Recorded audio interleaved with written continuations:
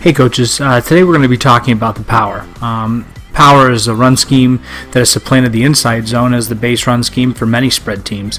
The angles, versatility, and the ease of which it can be paired with reads and RPOs actually make it very adaptable. It was easily our most successful run scheme in 2017, and most of our explosive run plays came from the QB power with a play side read of the defensive end. I'm going to diagram the play as we ran it and provide a few clips. The guys that run the power gave me some feedback as well that we'll discuss, and if you have any suggestions or alternatives, I hope to hear from you. Against a four-man front, I used what I was able to get from Jason Thomas, who coaches at the very successful Burr & Burton Academy in Vermont, and he actually coached previously with Chip Kelly at the University of New Hampshire. Steal from the best, right? The backside tackle will block the defensive end. If we're running at the nose, the center will block the backside 3-tech. The playside guard will block down on the nose, and the playside tackle will work to the SAM, assuming the playside B isn't threatened by the Mike. Both Coach Thomas and the Run the Power guys prefer to combo the playside interior defensive lineman, which is especially effective against a 3 technique. The backside guard logs up inside looking for the playside backer. I like how the block times up with the read of the defensive end, because asking the tackle to sustain that block of a usually superior athlete for that duration of the read is a big ask. Many times just the collision of the pull with the linebacker is enough to spring the run for a significant gain. I always teach the read footwork of the quarterback as a lateral shuffle, not unlike that of a baseball base runner taking a secondary lead from first. My quarterbacks have always been baseball guys, so that's an analogy that really makes sense to them. The F was going to take a 90-degree step, and he's responsible for a good mesh with the quarterback. He's going to be going 0 to 60, looking to get outside. The quarterback will have his eyes on the defensive end, who is the read key. And if that defensive end crashes hard inside or sits, that's a give read. If the defensive end takes an aggressive angle to cut off the F on the outside, that's a read and replace read for the Q, and he gets downhill right after the pull. I've always had our playside receiver or receivers stalking, but I know some coaches teach a playside RPO. I'd love some feedback on that, as well as how you practice the transition from the route to the stalk blocking, which is why I've always just avoided the playside RPO and blocked front side or gave the receivers an MOR if the defenders are playing man and run them off the line.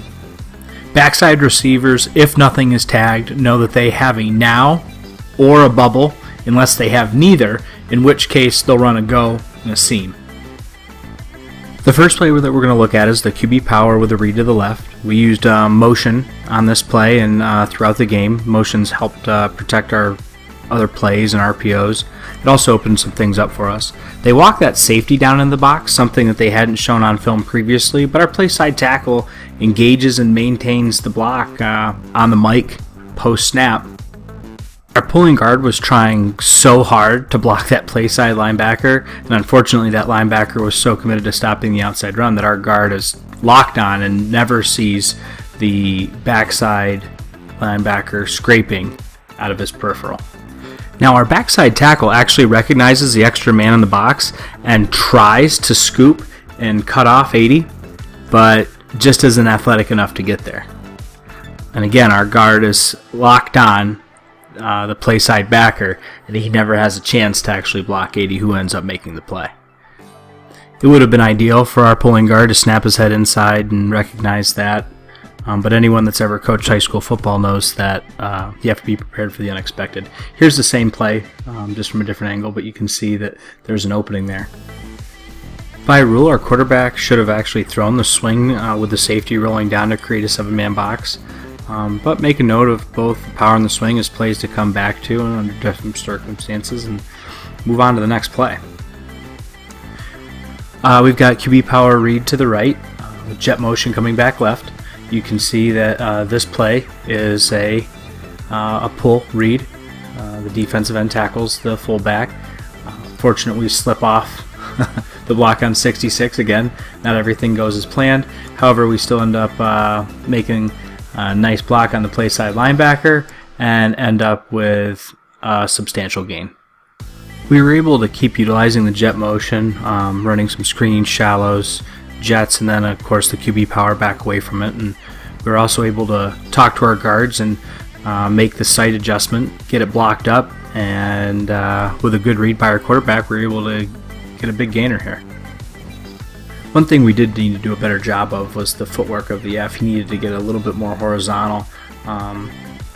55 by this point was so frustrated that he wasn't able to really make a play confidently, but there were a couple times I thought we were just too far upfield, giving them too much of an opportunity to make the play on both the fullback and the quarterback with one player. QB power read left, again with the jet motion. This defense flowed and played very fast. We were able to keep them off balance with the jet and the shallow and screens, and this time the jet motion got us a nice run with the give read. This next clip is from an all-star game from this past July I was able to participate in as a coordinator.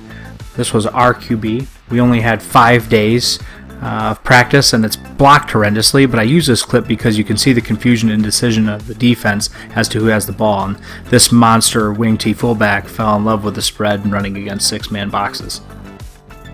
This is 2 plays later, and you can see what I'm talking about with some alignment issues here.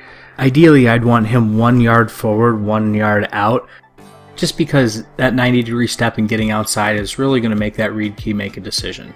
Is he going to cut off that outside run, or is he going to stay home? That defensive end ain't no idiot. He remembers that big long run from 2 plays before, tackles the fullback, and we're able to get a nice run with the pull read. This last clip is actually our JV team getting varsity minutes late in a blowout win. On the snap of the ball, our QB's eyes snap to the read key. Our F gets full speed looking to get outside. It's a pull read, and we're actually blocked well backside. Unfortunately, our pulling guard whiffs on the block, but because of the timing, it's just enough time for our sketty-legged freshman to squirt through there and get down the sideline for his first ever varsity touchdown. The power with the read, easily one of my favorite plays out of the 10 personnel, and as always, if you have any feedback, suggestions, etc., leave a comment, or better yet, get a hold of me on Twitter at NZShuttlesworth. I'd love to hear what you do. We'll discuss in another video the QB power read versus an odd front, and hopefully some RPOs based on what you all do. Spread them and shred them, spin it to win it.